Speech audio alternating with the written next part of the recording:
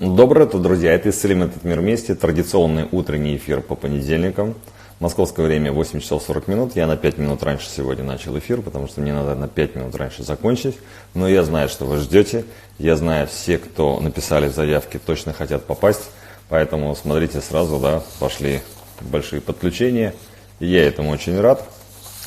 Напоминаю, друзья мои, чтобы попасть в рубрику «Исцелим этот мир вместе», получить мою мини-консультацию, нужно выполнить условия. Для этого по хэштегу «Исцелим этот мир вместе», который нужно написать слитно, вы найдете первый пост на моей странице в Инстаграм. И там подробно написано, что нужно делать для того, чтобы получить мою мини-консультацию, чтобы я вас внес в список при выполнении всех условий, перепост фотографии, перепост текста. И ваш профиль должен быть открыт, вы попадаете в мой список, и в порядке очереди я вас беру в прямой эфир, традиционно по понедельникам. Сразу предупрежу, что следующий эфир, скорее всего, будет через понедельник, потому что на следующей неделе, в конце этой недели, вернее, я улетаю из России, поэтому у меня чисто технически не будет времени выйти в прямой эфир. А может и будет, не знаю, посмотрим, как будет Wi-Fi, потому что, чтобы прямой эфир состоялся и качество было хорошим, нужна очень хорошая скорость интернета. Не любой Wi-Fi, к сожалению, это обеспечивает. Потому что старые перебои, которые у нас были летом и в начале, еще в конце весны еще тоже были, как раз были вызваны с тем, что скорость интернета была недостаточной. Плюс иногда в самом Инстаграме какие-то бывают не те события. Одно на другое наслаивается. Также, друзья, я хочу напомнить, что сегодня последний день, когда можно попасть в вновь стартующий курс, который называется «Интуитивное моделирование реальности». Если вы хотите открыть свою интуицию, если вы хотите открыть свою энергетику, открыть свое сверхчувственное восприятие, которое у вас, может быть, спит, или, может быть, оно есть, но недостаточно сильно развито, то потренировать эту функцию можно для того, чтобы жить в потоке, для того, чтобы быть более счастливым, здоровым, чтобы понимать, кто вы, что вы, куда и вы идете. И тогда жизнь ваша будет более осознанна. Такая возможность у вас сегодня еще есть. Для этого по ссылке из шапки моего аккаунта зайдите и там увидите кнопку «Курс исцеления». И прямо заходите на нее, и вы видите все подробности относительно курса и что нужно сделать для того, чтобы стать участником этого курса, который, как я уже говорил, стартует завтра. Поэтому не упустите этот шанс. Следующий курс, наверное, будет только в следующем году, потому что очень много планов на этот год. Еще один марафон надо будет запустить. Сейчас мы активно его готовим. И этот марафон, этот курс, который стартует со вторника, первые 3 недели они будут в записи. Последняя неделя будет 2 прямых эфира, где я буду показывать, как работать с биополем. Вернее, вы это увидите заранее, вы будете это пробовать самостоятельно сделать. А дальше я буду показывать в прямом эфире на участников, тем, кто запишется. Методом случайного подбора будем выбирать героя, тот, кто будет не против. И я буду с вами работать. И таким образом я покажу, как работает телепатия, как работает интуиция, как вы можете с помощью понимания законов причинно-следственных связей, с пониманием сверхчувственного восприятия влиять на самого себя прежде всего. Или если вы вдруг занимаетесь целительством или занимаетесь какими-то оздоровительными практиками, то тогда сможете влиять на ваше ближайшее окружение. Но опять же, все это можно делать только после их просьбы. Без просьбы ни в коем случае с человеком работать нельзя, это нарушение законов. Поэтому это этика, ее нужно соблюдать. Так, в Украине перевели часы, и у меня начинается рабочий день. Можно в записи посмотреть.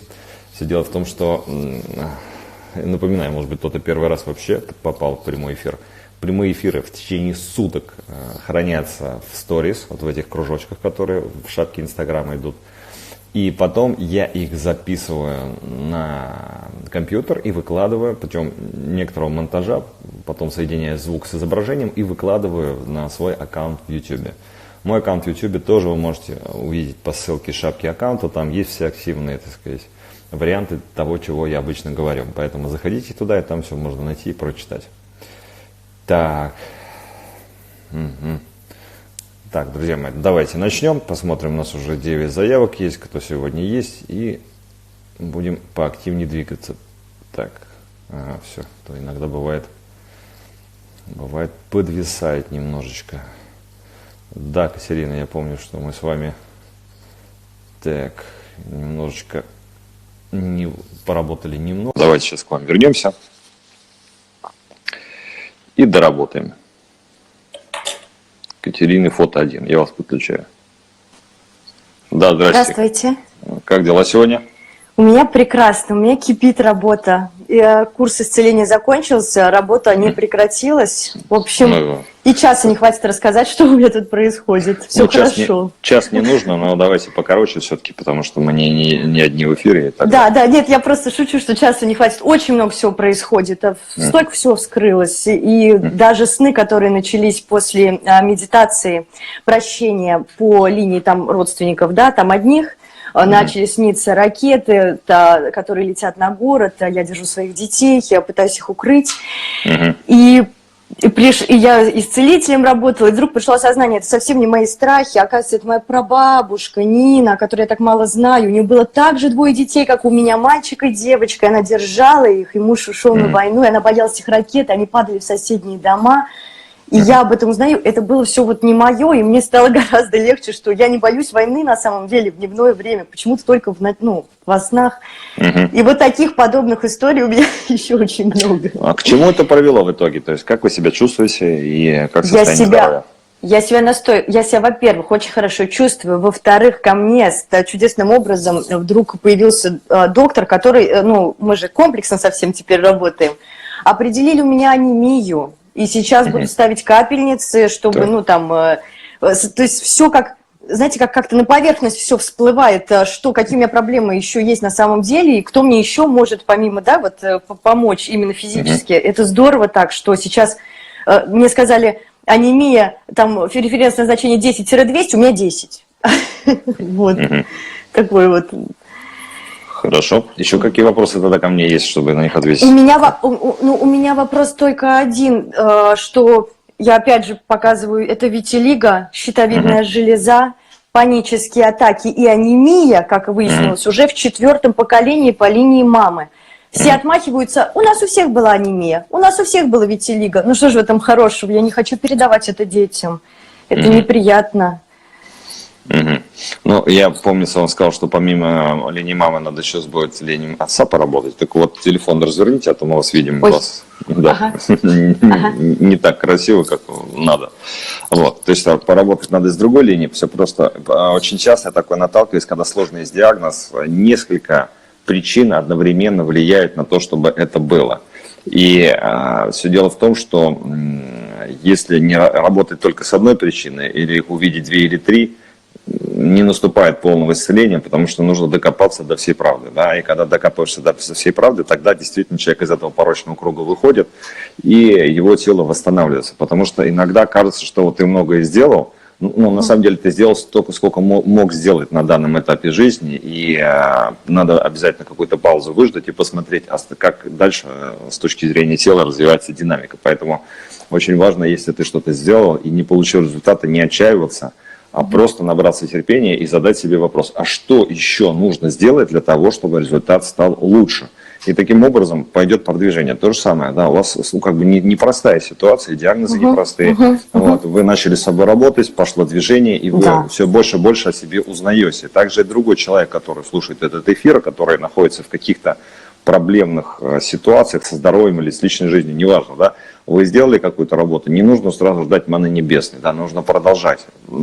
Посмотрите за динамикой. Если динамика полностью не восстанавливается, значит, надо еще смотреть, и что может вызвать эту причину. И тогда тот, кто стремится, тот, кто держит фокус на цели, обязательно ее достигнет. У кого-то сразу получается, с кем-то я лично даже работаю вот так 15 секунд и все, и дела уходят. Да, а с кем-то надо работать гораздо длительное время. Но опять же, у каждого свое, и ничего в этом плохого нет. Окей, как если мы сейчас с витилиго в основном будем работать, значит, с точки зрения динамики, как оно у вас себя чувствует на протяжении последнего года? За лето увеличивалось каждый раз после 2 беременностей, с каждой беременностью все больше. Вы за год 2 раза беременели что-то? Не за год, не в течение года, а вот я имею в виду, что каждый раз увеличивается после беременности. Я понял. А вот в течение этого года, ответьте на мой вопрос. В течение этого года чуть-чуть увеличилась, процентов, наверное, ну, на 10. Площадь увеличилась. В каких местах? Площадь. В каких местах? Места это кисти, локти, Так, так. немного около глаз и где колени. Колени и уже немножечко даже на ногах маленькие пятна появились. И подмышками. Подмышками. Все тонкие места, вот такие тонкие. Ну, для тех, кто не знает, я скажу, что такое витилиго. Это исчезновение пигмента, да, когда человек не может загорать на солнце, когда у него совершенно белая кожа в этих местах. И, соответственно, если чуть-чуть солнце попадает, то на контрасте очень видно эту кожу, где есть пигмент, а где ее нет. Окей, как, значит, первый мой всегда вопрос. Как вы это чувствуете? Вот это свою проблему. Если в течение последнего года, то я смирилась. А в самом начале мне было стыдно и обидно, почему я должна носить такую кожу. Это человеческая интерпретация. Да. А чувствуете вы это как? Вот то, что у вас в коже не везде есть пигмент. Какие ощущения по этому поводу у вас есть? Сейчас никаких. Такого не бывает. Вот. Всегда человек чувствует. И вы, как женщина, да, обладаете чувствительностью. Попробуйте это передать. Ну, какое-то стеснение, зуд. Так. Ну, вот у меня выплывает стеснение, зуд, обида. На кого обида? Не знаю. Больше обида вначале была до медитации прощения на дедушку за то, что у тебя витилиго и у меня витилиго. Вот, ну и у мам, ну вот ладно, мама, она побелела полностью, у нее 90% витилиго. А вот, а почему я? И обида, почему я? Ну вот почему я? У нас же столько родственников, почему я?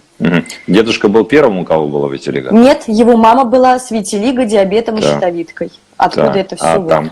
Дальше вообще никто не знает. Там вообще тишина, ничего не узнать. Как эту бабушку звали? Муза. Ну, получается, она прабабушка ваша, да? Прабабушка моя, Муза. Бабушка. Она к музыке не имела отношения? Я не знаю, их звали Муза и Лира. А почему их так назвали, мне сложно сказать, я не знаю. А Лира это кто? Это ее сестра? Ее сестра Лира. Как у нее были дела? А у нее не было витилиго. Не было, так. Вот так. А родители, как их звали, тоже не знаете? Получается, прабабушка. Муза, Лира и еще одна была Ада, но я знаю, что она страшно, она сгорела. Маленькая еще была, к плите подошла, в общем, их трое было. Так, а неизвестно, в каком возрасте у Музы появился витилиго? Сейчас. Ну вот, все ее видели всегда, значит, точно до 30 уже появилась. Судя по всему, на ногах уже, значит, было. Потому что моя тетя ее уже помнит с витилиго, и позже уже помнит, как она на инсулине уже была. И она помнит, говорит, что уже пятна были. То есть вот, я не знаю, насколько до 30, но точно вот 30, вот так. 30. Хорошо. Значит, вот запомните свои ощущения, вот, которые мне сейчас передавали до этого. Ощущения на коже. И, значит, про себя скажите. Я своя бабушка Муза. Эти ощущения сохраняются у вас?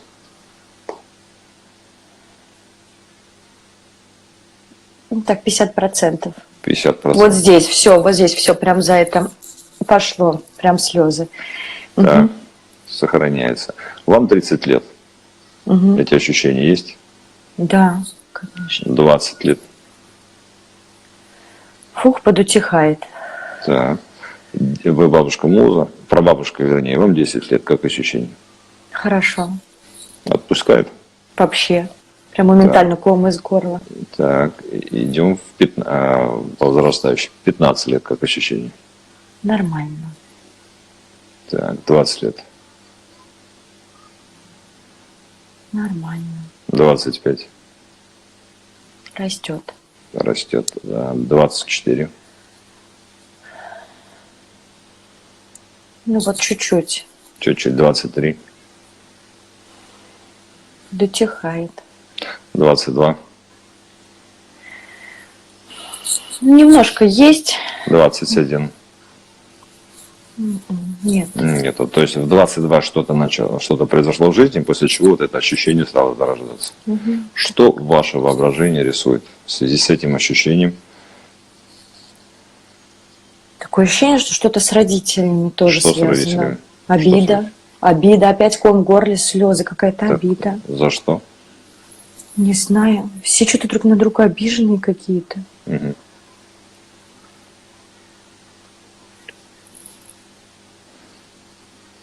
Обида. Вот как-то рисуется одно слово, обида, и все.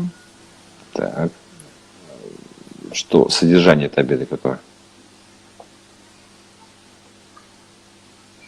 Недолюбленные. Вот слово приходит недолюбленные. Еще что? Боль. Недолюбленные. И слезы текут. Так. Так. Мгм. Еще что рисует воображение?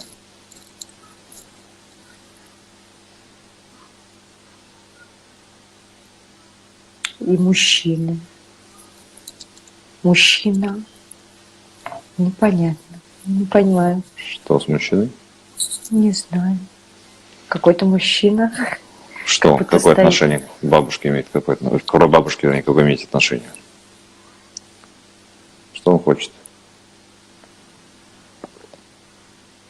Опять обида. К родителям обида, и к нему обида. Да что? В чем боль? Мужчина, воображение рисуется, как будто какой-то темный и удаляется. Да. Что, бросил? Похоже, такое ощущение, что да, прям слезы текут, как будто да. Так. И родители были против? Не вижу. Ну, не чувствую. Так. Прям мне так больно, как будто... Как будто это с вами происходит. Такое ощущение, что как будто у меня это тоже получается, как будто было. Я не пойму, что больше больно, мне сейчас или ей. На самом деле одинаково, потому что мы вошли в родовой канал, и я показываю, как эта работа происходит. И вы это все остро чувствуете. Все, что в родовых переживаниях у вас в подсознании запечатлелось. И поскольку это было не распакованное чувство, да, оно очень сильно бьет по организму. Окей, идем в прошлое. Вы прабабушка, муза, вам 1 день. Вы в животе у своей мамы.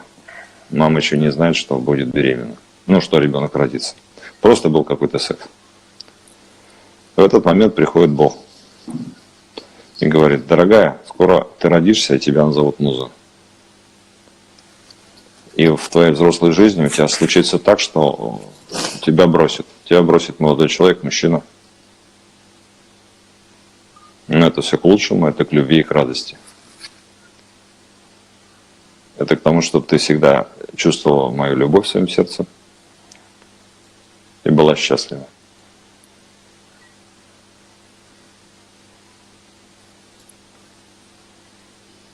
Теперь возвращаемся в возраст 23-24 лет. Как ощущение там?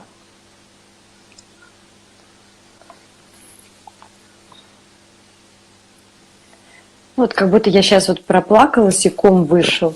Непонятно, то ли это я проплакалась, то ли мое это ощущение, или...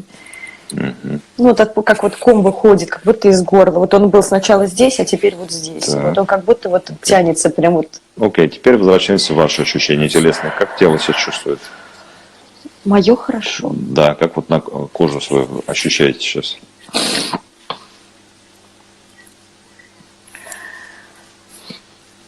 Ну, вот смотрю на нее вот. Ну, без изменений, то есть ее уже не... Ощущения какие?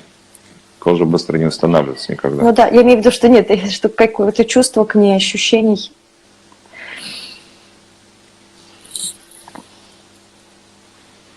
Ну, как-то никаких. Ну, вот этого ощущения, помните, которое вы мне говорили в самом начале? Некого стыда, дискомфорта. Ну вот прямо сейчас не испытываю, прямо сейчас. Ну, это надо прямо сейчас понять, Да, есть вот там или нет. Ну Сейчас вот нет. сейчас прям нет, вот в данную секунду нет. Окей.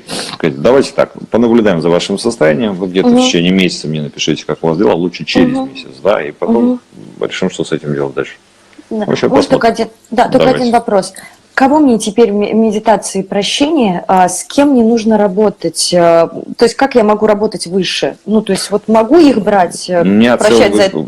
Конечно, можете. У меня целый вебинар есть «Исцеление силы рода», где все 128 предков подлежат исправлению, которые за вашей спиной стоят. Ну, это несколько часов работы, упорного труда. Если вы к этому готовы, можете скачать семинар и работать самостоятельно. Поняла. Все, Вот спасибо вам большое, Артем. Давайте, да. Хорошего Удачи, дня. До свидания. До свидания. Так, друзья, идем дальше.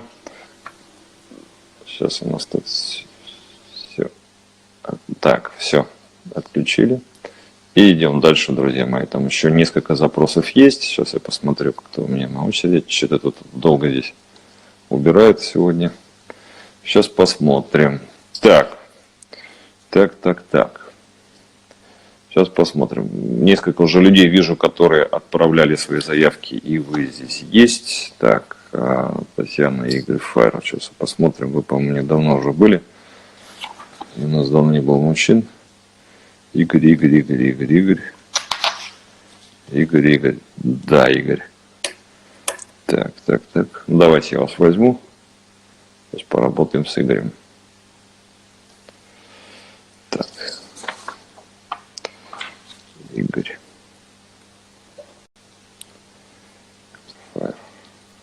Здравствуйте. Здравствуйте, Игорь. Так, эхо идет, оденьте, пожалуйста, наушник. Сейчас, секундочку.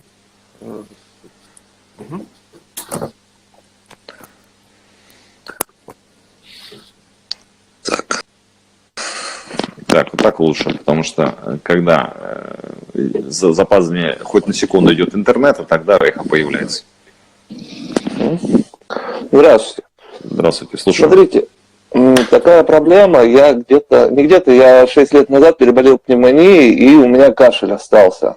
Какой-то, сколько по врачам ходил, на время, то есть его гасили, но где-то максимум через 2 месяца он опять начинается. И до сих пор, не знаю, что только не делал, до сих пор он остался. Он не зависит от сезона. Не зависит от сезона. Последнее замечаю какое-то, событие, которое, то ли нервное что-то, когда, или что-то не нравится, когда в этом моменте он проявляется более.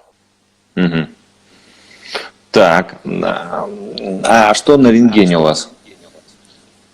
На рентгене нормально все. И рентген проходил. Единственное, немножко танзелит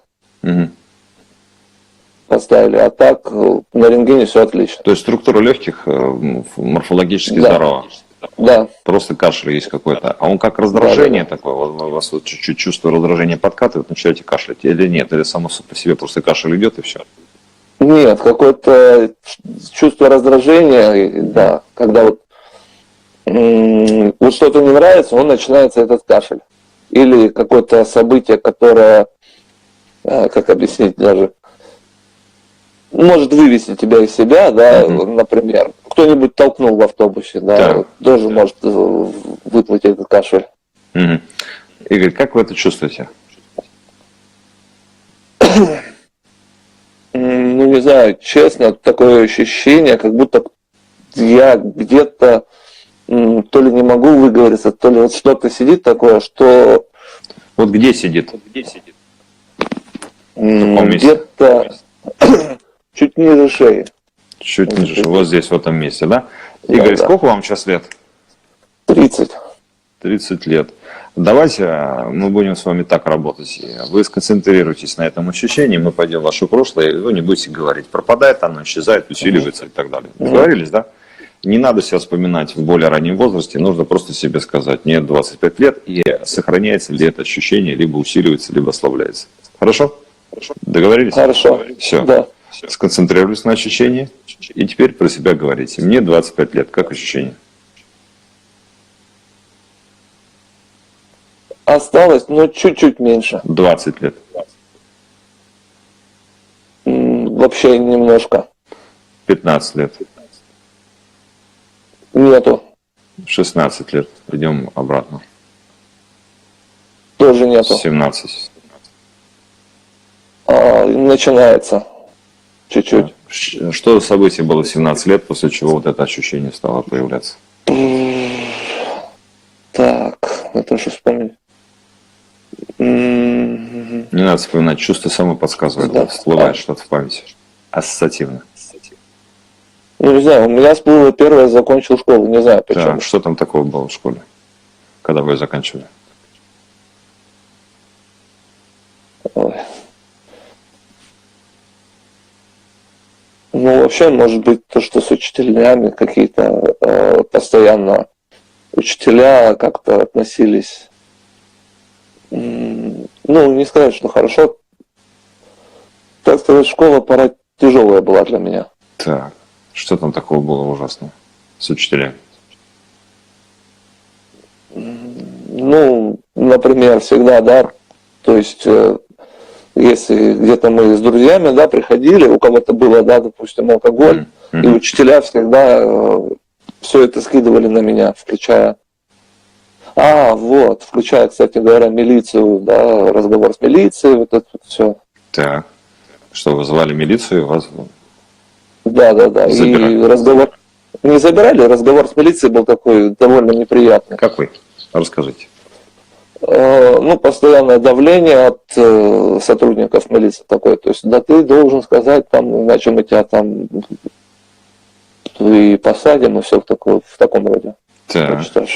Аж потряхивает. Так, ну вот это сидит в теле, поэтому вы никак это не переработали, поэтому, собственно, тело-то сигнализирует об этом, что оно загружено обидами и страхом, да, который вы испытали. Окей, сейчас пойдем в самое прошлое, сначала там разблокируем, потом опять вернемся. Итак, Игорь, про себя скажите, что вам 1 год? Как там ощущения в 1 год? Да вообще ничего не волнует, прям хорошо, прям Вот. такой. В этом возрасте к вам приходит Бог и говорит: дорогой Игорь, так случится, что ты будешь учиться в школе, и во время этого ты в конце школы будешь общаться с представителями милиции, которые будут тебя морально подавлять. Они тебя будут обвинять в том, что ты не совершал, и пытаться получить от тебя признание в том, что ты не делал. Но это все к лучшему, к радости, к любви, к здоровью. И учителя тоже, к сожалению, будут этому способствовать. Тебя будут все время выбирать виноватым. И это тоже к любви, к счастью и к здоровью. С тобой все будет хорошо. Ты будешь полностью здоров. Так, как самочувствие? Ну, получше как-то. Так, возвращаемся теперь вот в 17 лет, когда ты школу заканчивал. Как там ощущения? Ну, к ситуации такое, как бы, безразличие абсолютно. Да. Вот Ну, это, была и была. Вот приходят эти представители органов правопорядка, да, и начинают тебе говорить, там, подпиши бумагу, там, согласись с этим, как ты себя чувствуешь? Абсолютно уже как-то, ну, ни страха нет вот этого. Так. Ну, просто, как бы, ситуация и все. Такая. Ага. Кашлять хочется? Да вроде нет. Ну, а попробуй покашлять. Не получается? Ну все, не болей больше. Спасибо. Удачи, да. До свидания. Все, друзья, видите, некоторые вещи очень просто решаются. Так, идем дальше. Сейчас кого-нибудь еще возьму. Так. Марка 0701. Вы у меня первая. Сейчас я посмотрю. Вроде бы ник ваш знаком. Марка 0701. Так, 0701. Что-то быстро я вас не нахожу. Вы у меня точно есть? Марка 0701. Писали заявку? Так. Ну, не вижу я вас, если быть честным. Так, дальше идем. Если писали, напишите, в следующий раз обязательно вас возьму. Дальше, значит, мне тут попытался кто-то позвонить, но я его быстро сбросил. Таташур, Татьяна. Сейчас я посмотрю, есть ли вы у меня или нет. Таташур, Татьяна. Вроде бы знакомый ник, но Татьян очень много в моем списке. Поэтому, да, есть вы 99-й, уже давно. Я вас возьму в эфир.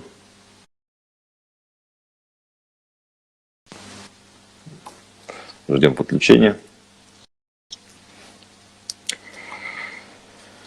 Так. Татьяна. Что у нас с лестницей беседовать? Или с потолком? Друзья мои. Да, так нельзя делать. Если уже отправили заявку, сидите и ждите свою часто. Алла Гапова. Сейчас я посмотрю, если вы меня. Так. Алла. Так. Здесь пока я вас не вижу. Здесь вас не вижу. Дальше. Это Оля. Так, может быть, вы у меня давно были? Так. Алла. Сейчас смотрю. Нет, Аллочка, вас не вижу, к сожалению. Так. Анюта Астерюксу. Друзья, отправляйте заявку, если вы точно есть. Вы тратите просто мое время, да, и время других людей. Это не очень хорошо. Так. Эльвира 8-9. Вы у меня есть точно. Сейчас я вас туда возьму. Так. Эльвира 8-9. 129. Может, вы у меня были уже, а может и нет, не помню.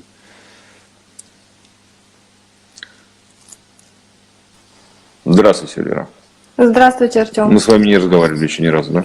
Разговаривали уже. Да, я просто знакомый, никогда. Давно это было, да? Где-то 3 недели назад. Значит, недавно. Так. Недавно. В чем еще вопрос остался? У меня сейчас немножко другой вопрос. Ко мне скоро приезжает свекровь, и у нас с ней не очень хорошие отношения. Так. Прям вот обида у меня на нее и раздражение, и как я не пытаюсь ее прощать, пытаюсь не обращать внимания на ее там какие-то поступки, не получается у меня. Вот в чем может быть причина? Хотя раньше я помню, когда только я с ней познакомилась, она для меня была примером в семейной жизни, вообще как человек, а сейчас как-то вот, как разочарование какое-то. Почему? Что такое в ней есть такое, что вас разочаровывает? Во-первых, отношение к внукам как-то у нее такое прохладное. Да. Нет желания с ними проводить время. Бывает, она их обижает очень сильно. Но она вообще человек не сдержанный. Словами очень сильно может обидеть. И еще что? И детей тоже. К мужу тоже я знаю, что она в детстве как-то, не очень она занималась его воспитанием. В основном его бабушка воспитывала. Очень часто он проводил время у нее. Как вы это чувствуете все?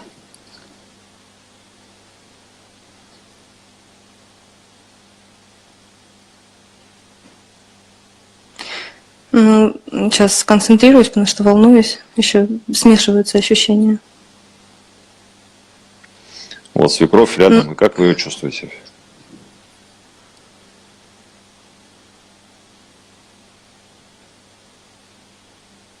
Как будто в груди стучит. В груди стучит, и прям вот как тремор начинается. Так, и все эти претензии к ней сразу рождаются после этого ощущения? Наверное, да. Да. Так. Эльвир, сколько вам сейчас лет, напомните? 29. 29 лет. Пойдемте в ваше прошлое, посмотрим, когда у вас ощущение это залетело, и поэтому, собственно, эта ситуация продолжается. Итак, вам 25 лет, ощущение остается? Да, остается. 20 лет? Меньше. 15? Нет, 15 нет. 16? Нет. 17? Начинает как будто бы появляться. Что было в 17 лет?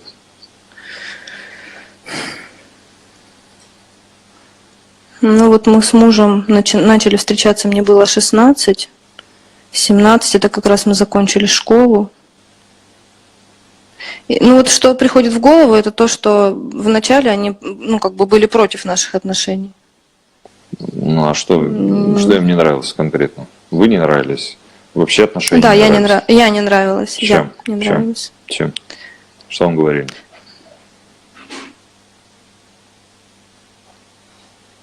Ну, учителя отзывались не очень хорошо. У меня мама уже на тот момент в секте была, а свекровь, она очень религиозная. Может быть, с этим связано. В какой была мама секте и в чем вот это? Ну, она и сейчас в этой секте, свидетели Иеговы. Она сейчас, мама, не общается со мной из-за этого. Так. И что там было интересного? В связи с чем вот это ощущение родилось?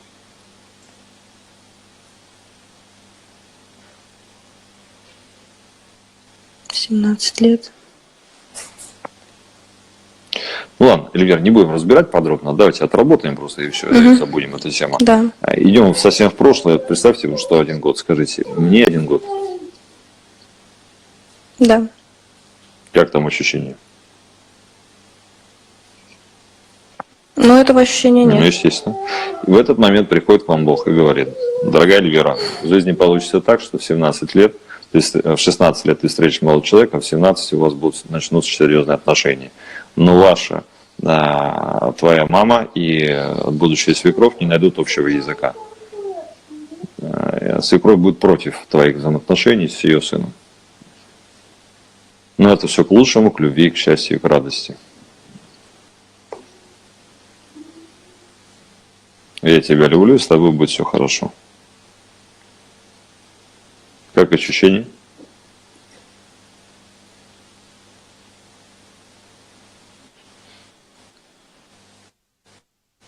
Да. Спокойно. Нет Вот ощущений. представьте, что свекровь сейчас приехала. Как ощущение? Немножко звук прерывается чуть-чуть. Эльвира, стойте на месте.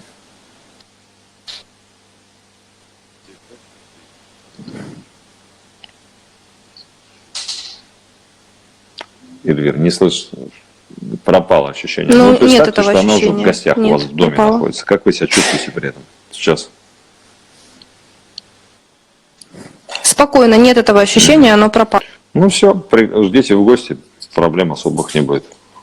Спасибо большое, Артем. Все, Благодарю удачи, вас. да, до свидания. До свидания. Все, друзья, решается все очень быстро и никаких проблем особых нет. Так, почему религиозные люди такие страшно зомбированы? Ну, у них такой путь, поэтому они такие. Им это нужно на какое-то время. Вот видите, друзья мои, тут кто-то пишет, что свекровь такая плохая. Нет. Все дело в том, что вот эти истории, связанные с обидами на текущих близких людей, знакомых и так далее, связаны с прошлым всегда. Прошлое, которое не отработано. Одно наслаивается на другое, резонирует друг с другом, и вы впадаете в нехорошее состояние. Поэтому нужно знать себя, надо знать свою историю, совершенствовать себя, перепрограммировать свой опыт, и тогда проблемы из настоящего момента исчезнут совсем, и вы будете более осознанно идти в свое светлое будущее, не испытывая при этом никаких сложностей и проблем. Так, сейчас посмотрю, кто у меня еще в списке, и мы пойдем дальше работать. Так, ой, вас много, друзья мои, это хорошо. Так, если вы заявку подавали, то тогда я вас с удовольствием возьму. Сейчас смотрю, у меня есть... Так, Анастасия Уполовникова. Вы мне, ник ваш знаком. Так, сейчас я посмотрю. Ну, по-моему, будет точно. Есть, даже проверять не буду. Настя, сейчас я вас возьму тогда. Так.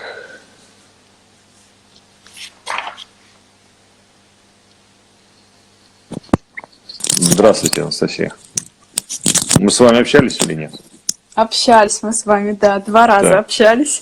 С духами общались. Ага. По поводу мужа общались. Ну, давайте тогда. В чем сегодня вопрос? По-быстрому, потому что там еще Да, люди ждут. я быстро. У меня вопрос первый. Это мне нужно выходить на работу. Я в декрете долго сидела, больше 3 лет. Вот.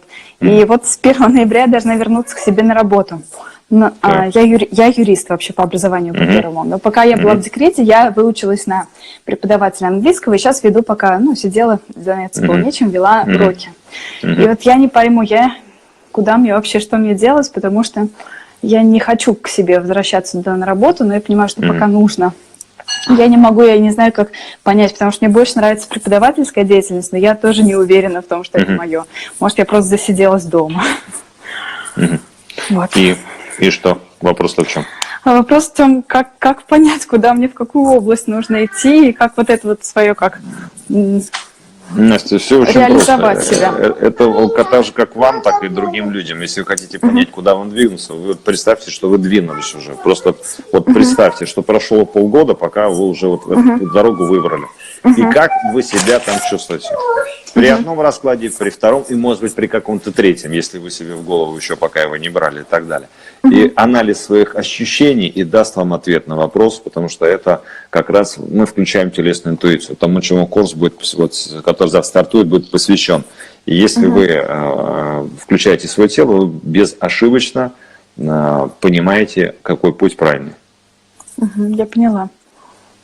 Спасибо. А можно еще один вопрос? Да, быстренько? поработайте, только быстренько, да. Я по поводу раздражения на ребенка периодического, потому что вообще я ее невозможно люблю, понятно, что ребенок все, но у меня периодически меня накрывает какой-то, вот она начинает ныть, в последнее время она ноет, может она от меня это перенимает, что у меня какое-то состояние, но у меня наоборот все наладилось, а она стала больше ныть, и меня это заводит, в общем, я не знаю, как с этим справиться. Пока вы не определили до конца, куда вы пойдете, вас это беспокоит. Если вас это беспокоит, то все, что беспокоит окружающих людей, в частности ребенка, будет вас также раздражать повышенно. Поэтому сначала разберитесь с собой и наполнитесь состоянием любви, и тогда все капризы ребенка, которые нормальные являются для становления личности, они не будут вас так раздражать. То есть просто немножко нужно... Да, надо себя привести в порядок и на этот вопрос основной ответить. Поняла. Вот так. Ну все, удачи. Спасибо. До свидания. Так, друзья, идем дальше. Так. У людей плохое настроение, поэтому они гадости в эфир пишут. Поэтому идем дальше. И на это не надо обращать внимание. Я просто постепенно людей удаляю из эфира, которые пишут всякую ерунду. Так. Сейчас я смотрю, друзья мои, кто у меня в списке еще есть из вас. Сейчас вот Караева Елена, 3811. Так, 3811. Караева Елена. Поэтому, друзья, готовьте наушники свои. И если вы есть в списке, вы точно попадете. Караева Елена, 3811. Нет у вас Караевой Елены. При всем моем желании я вас не могу взять. Так, Люка Карамель, Луци Карамель. Сейчас посмотрим, что-то такое было подобное. Лука Карамель. Так, Лука Карамель. Карамель. Так, нет, это другая. Другой человек. Кирилла. Так.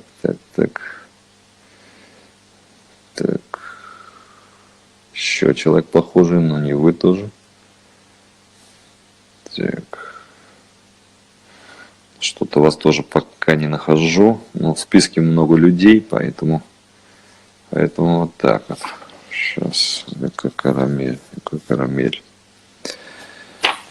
Нет, вас нету, к сожалению, тоже. Вика Князева. Сейчас, Вита Князева, сейчас вас посмотрю. Так. Вита Князева. Вита, но вас тоже нет, судя по всему.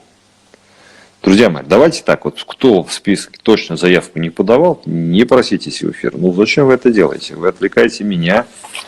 Это я трачу на это время, потому что есть условия, выполнение которых требуется обязательно для того, чтобы вы были. Так, Татьяна Калашник. Таня, сейчас вас посмотрю. Вы есть, вот я вас быстро нашел, 154, сейчас я вас и возьму. Ваш номер 154. Калашник, точно. Да, есть. Я в начале эфира говорил, как подать заявку. По хэштегу «Исцелим этот мир вместе» находите первый пост, пишите слитный, там вся информация о том, как подать заявку, как вы можете попасть в список, и я с вами тогда поработаю. Здравствуйте, Татьяна. Да, здравствуйте. Слушаю вас внимательно. Я страдаю паническими атаками. И вот Так. я вот сейчас неделю уже как болею, была высокая температура, и они опять у меня начались. Ну, они возникают по любому поводу, они начались у меня с рождения первой дочки, после Так. рождения. Мгм. Вот. Сколько И вам было теперь тогда лет? 22. 22 года. Сейчас вам сколько? Сейчас 38. 38. Так, я уже понимаю, 16 лет они у вас, да? Как интенсивность Да. это года было панических состояний? Насколько они мешают вам жить? Ну, вкратце расскажите. Ну, они начинаются, вот когда начинается темнота, то есть я очень ночи боюсь темноты, замкнутых помещений, то есть лифт, Так. тот же трамвай, поезд, самолет, это вообще нереально для меня. То есть То есть не летаете? Нет. Так. Это очень для меня как-то, ну вот оно вообще замкнутое. То есть поездов боюсь, начинается сразу же паническая атака. Мгм.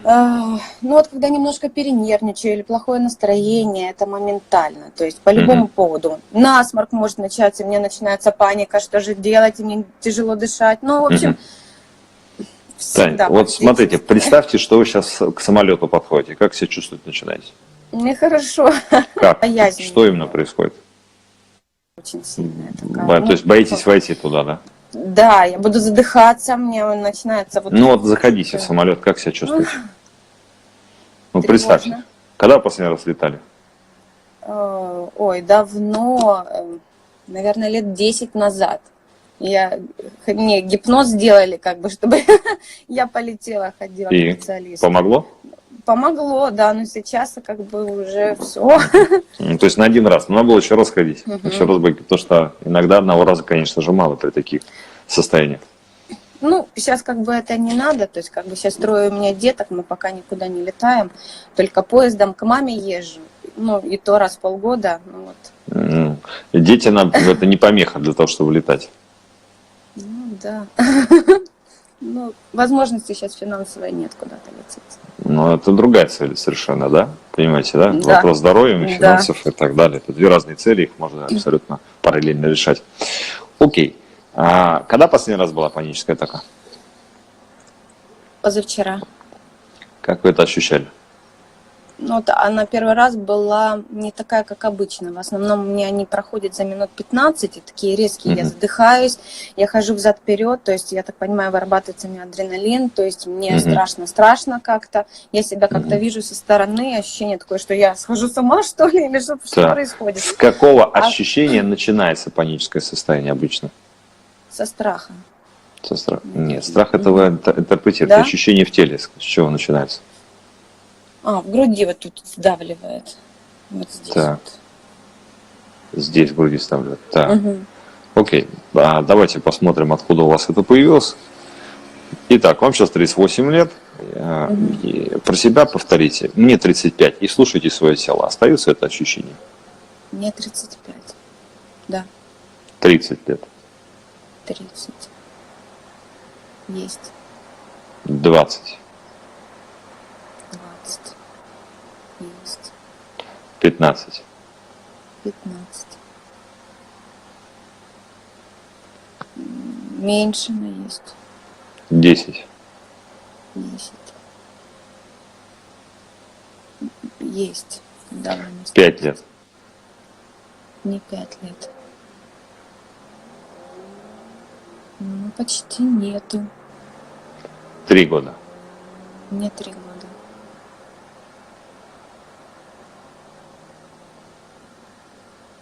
Ну, практически, может, чуть-чуть. 1 год. Не 1 год. Вроде бы нету. Прошло. Угу. 2 года. Не 2 года.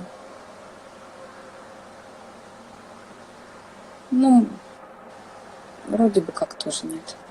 3 года. Ну, начинает поджимать больше здесь. Так. Что было такого в 3 года, после чего вот это ощущение в вашем теле появилось? 3 года. Ой, я не помню. Что рисует воображение? Да. Я помню, мной больше бабушка занималась, мама на работу ходила постоянно. И Она меня всегда в садик вела, мы ходили через кладбище. Мы жили недалеко от Так, него, в так, частном доме. так. И она мне очень часто рассказывала, но я спрашивала, что это за могила, что это за могила. Мгм. Там меня впечатлила девочка, то есть могила была, то есть статуя, девочка сидела с шариками. Бабушка мне рассказывала, как она погибла. Мгм. Ну, а так я больше ничего не помню в этом возрасте. Помню, что Так. часто вот с бабушкой общалась на такие темы. Мгм. Ну вот, видите, какое интересное воспоминание у вас из детства, да? И, ну, тем не менее, вы в себя, будучи любой ребенок, это эмоциональное поле. Вы впитываете все как губка. Эти страшилки, которые вам про кладбище рассказывала бабушка, Да. знаете, как похлеще, чем фильм ужасов. Может, Есть потому такое что ощущение. я смотрела фильмы ужасов, были вот эти мертвецы. И Ну, я говорю, очень а ты хорошо. тут рядышком, у нас кладбище. По сравнению с тем, что делала ваша бабушка, да, это все ерунда полная. Окей, давайте это трансформируем. Вам один день в животе у мамы.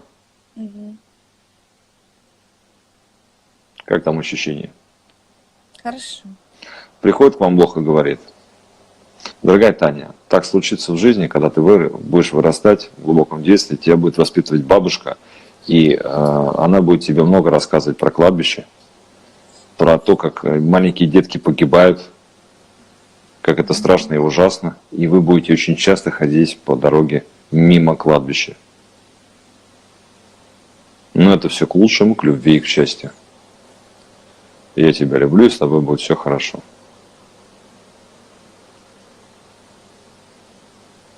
Как самочувствие? Хорошо. Вот, вам снова 2-3 года, как ощущения? Хорошо. Так, Не страшно совсем ходить. так. Окей. Теперь представьте самолет. О, Представьте самолет. Вы к нему подходите. Как Представила. ощущения? ну нету того ужаса, что Так, было. заходите внутрь. Мгм. Зашла. Как там ощущения? Ничего, вроде так. Интересно. Так. Стюардессы говорят: пристегните ремни. Рассказывают про то, как может произойти герметизация, в случае чего кислородные маски. Мгм. Так. И вот начинается взлет. Как ощущения? Любопытно просто, знаете. Мгм. Чувствуете, что ваше тело прижимается в кресло во время старта и разгона самолета? Как ощущение? Ничего, приятное вроде. Ну, то есть, Мгм. как бы такое ну, вот как бы такое интересное, что будет дальше, куда мы летим. Мгм. Вот так. Ну, прекрасно. Вы И взлетели. нету страха. Вы взлетели. Как состояние? Хорошо. Отлично. Ну все, можете возвращаться в реальность, да, в которой сейчас находитесь. Вот так. Видите, как детство влияет на то, что происходит в будущем. Я уверен, что там какие-то были переплетения, связанные с другими ощущениями. И беременность это все провоцирует, роды провоцируют. Потому что то, что было у вас в детстве, будучи взрослой женщиной, когда появляется ребенок, все всплывает. Вы начинаете заново перепроживать то, что было тогда, и оно актуализируется. И поскольку этот опыт не был переработан, то при появлении детей, это не только у вас, это вообще у любой женщины, идет усиление того, как и позитива, так и негатива, который в эмоциях был в подсознании. И это, если это не переработано, вплоть до панических состояний может у человека вызывать. Ну и хорошо, что было это. Я сейчас объясню почему. Потому что паническое состояние – это наиболее благоприятный исход нервного перенапряжения, в отличие от онкологии или еще каких-то нехороших диагнозов, понимаете, которые лечить в теле гораздо будет сложнее. Все, что мы способны переварить в голове, все гораздо быстрее лечится, нежели то, что соматизируется в тело. Поняла, спасибо большое. Ну все, наслаждайтесь, потом в директ напишите через месяц, когда у вас первый полет все-таки состоится на самолете, как вы себя будете чувствовать. Договорились? Хорошо, спасибо большое. Все, удачи, да, до свидания. До свидания. Все, видите, друзья, очень просто все, ничего сложного нет. Так, вы в натуре все врете. Друзья, ну зачем вы эту чушь пишете? Да? Я понимаю, что у вас трудная жизнь, что вам плохо живется, что у вас на душе не очень. Но зачем мусорить в моем прямом эфире и сваливать на всех людей? Это все чушь. Мне-то по барабану, да, но вам-то зачем? Вы только хуже себе делаете. Потому что когда я работаю с потоком любви, если кто-то пытается в этот момент что-то делать негативного, это в 1000 раз сильнее потом по вам бьет. Я это уже проверял много раз. Вернее, не то, что я специально проверял, просто знаешь, как работает энергия. Поэтому будьте очень аккуратны, никогда не сваливайте на святые вещи и на состояние, когда человек находится в более позитивном потоке, какой-то негатив. Вам ударит в 1000 раз, поэтому зачем? Лучше подумайте. Лучше наоборот, научитесь любить, научитесь радоваться и быть счастливым. Тогда будет все хорошо. Так, идем дальше. Сейчас еще кого-нибудь возьму, буквально осталось меньше 10 минут. Так, давайте возьму, кого еще не было ни разу. Но я попробую так, чтобы так получилось. Так, Ирина Мид. Вот ваш ник я не помню, но давайте возьму, даже проверять не буду. Есть в списке и поработаем. Не может соединиться. Ну, сейчас кого-то еще возьму. Так,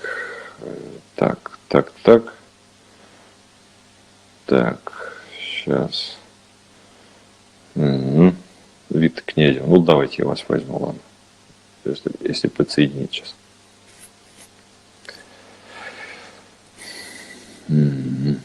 Зара Черри. Так, а вы у меня в списке есть или нет? Скорее всего, нет. Поэтому не. Ну, ладно. А я вас не могу, кстати, взять. Я не могу вас взять. У вас что-то с настройками телефона не то. Она не подключает вас. Не берет вас, к сожалению. Кореева Елена. Давайте вас возьму. Голос у меня тренированный. Это все прорабатывается, потому что работа через голос можно много чего хорошего добиться по своему состоянию здоровья и по психическому настрою. Так, нет в списке. Так, кого там нет в списке? Ну, надеюсь, на нашу встречу. Ну, тогда и давайте будем честны. Так, а вы кто? Я просто человек. Алена Воронова, давайте я вас возьму. Оп. Я вижу, что хронический стресс, раздражение, недовольство, которое не можете переварить и не можете выделить. Вот они порождают пузыри. Здравствуйте, Алена. Здравствуйте. У меня вопрос такой. В том году муж переписку сексуального типа узнала. Все у нас было нормально, я с ним поговорила. Вот. Прошел год. Еще раз повторите, плохо было очень слышно. Да. Год назад Так. муж, переписку я с мужем сексуального типа. Вывели или он кто-то с кем-то переписывался? Ну, я открыла ноутбук и увидела эту переписку. Так. И? Он начал говорить о том, что это специально, чтобы я переревновала. И? Вопрос в чем? В общем, вопрос в том, что прошел год, а я все не могу забыть. Я уже всех психологов прошла и все. Что вы еще не можете забыть? Ну, вот эту вот переписку и вот какая-нибудь депрессия настанет, и я... Ну, такое ощущение, что у вас... Я впадаю. Да, что у вас вообще субдепрессивное состояние, судя по голосу, мимике и по вашей энергетике, и оно не связано с этой историей, оно могло усугубиться. То есть это как некая навязчивость, которая прилепилась кверху того. И то есть вот когда-нибудь там ссора происходит, и я всегда вот этот момент вспоминаю. С какого возраста вы находитесь в состоянии пониженного настроения? И сколько вам сейчас лет? Ну, 25. Так, и давно у вас плохое настроение? Вот. Ну вот, 24 года у меня вот это. А до этого были веселые, бодрые женщины? Ну, нет. Имею в виду, если в детстве, то как бы... В детстве тоже были депрессии. Так, с какого возраста? Ну, с самого рождения. Я имею в виду то, что у нас папа пил и и бил иногда. Так. Ну, понимаете, по сравнению с тем, что вас папа бил, переписку, которую увидели, это полная фигня. То есть надо заниматься своим детством, чтобы себя вернуть в нормальное состояние. Согласны со мной? Да, да. Ага. А в каком возрасте первый раз вас папа избил? В 15 лет. 15 лет? Как это было? Ой. ну, он, в общем, выпил и стал на нас накидываться. Сначала он на мамку начал накидываться, Да. я начала защищать его. Так, у нас осталась 1 минута, но, к сожалению, я не успею ваш случай отработать. Давайте все-таки вот в следующий раз, через неделю, я с вас начну. Договорились, да? Хорошо. Держитесь Да, эфиром. Ну все, друзья, Ага. Спасибо. удачи. У нас есть непростой случай, и на это надо минут 10 потратить. Друзья мои, спасибо, что были со мной в этом эфире. Благодарю участников, героев, благодарю тех, кто слушает, кто направляет свои вопросы, отправляет заявки.